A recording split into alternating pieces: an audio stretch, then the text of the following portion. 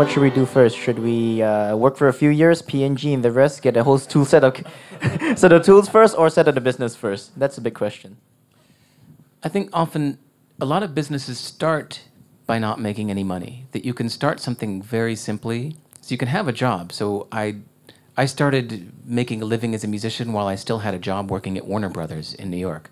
So it was only, I had a 9-to-5 day job at Warner Brothers for a couple years, and then I was making money at night times and weekends as a musician, and only when my musician income started matching my salary, then I quit my job, and that was October 1992, last time I had a job. So I think you can do that. So it's like, of course, you need to pay your expenses in the meantime.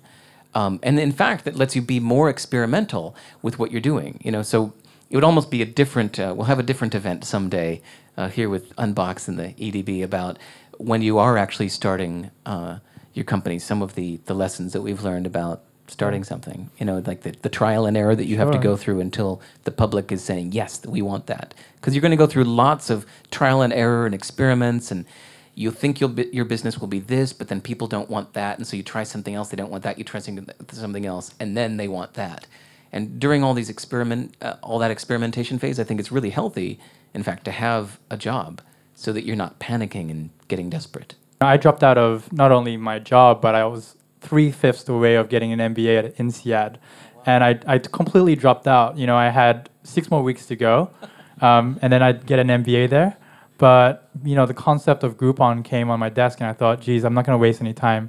I'm just going to do it. So I think the lesson for me, and it proved pretty okay, is if you have a wonderful idea on your lap, go pursue it. Don't waste any time. But if you don't have it yet, and you know, you were like me when I just graduated from school, then go into the private sector, pick up those skills and you know, that experience. There's also this core belief I know a lot of people have in the US is that having a job is a way of making someone else rich.